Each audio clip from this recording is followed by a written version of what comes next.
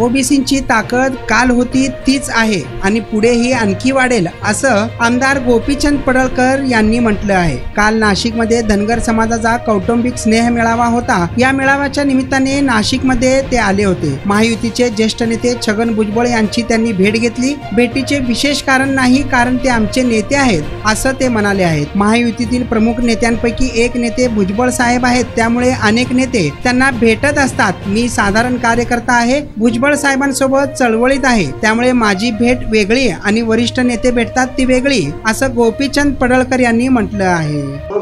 काल नाशिक शहरामध्ये धनगर समाजाचा कौटुंबिक स्नेह मेळावा होता। या मेळाव्याच्या निमित्तानं मी काल नाशिकमध्ये आलो होतो।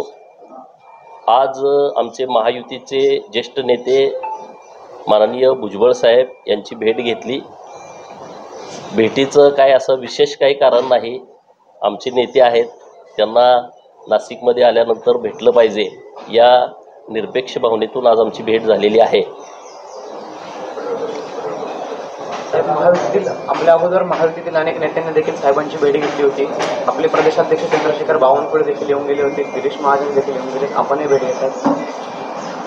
बघा, महायुती आज राज्यामध्ये लोकसभेची निवडणूक ताकदीने लढते आणि छगन भुजबळ साहेब हे महायुतीतले प्रमुख नेत्यांपैकी एक नेते आहेत, त्यामुळे वरिष्ठ नेते तर भेटतील, पण मी सामान्य कार्यकर्ता आहे, मी भुजबळ साहेबांच्या सोबत चळवळीत आहे, त्यामुळं माझी भेट वेगळी आणि वरिष्ठ नेते भेटतायत त्यांना तो विषय पूर्णपणे वेगळा आहे। नाही, असा काही विषय नाही। छगन भुजबळ साहेबांना कोणी डॉमिनेट करू शकत नाही। महाराष्ट्रातील ओबीसींची मोठी ताकद माननीय भुजबळ साहेबांच्या पाठीशी आहे।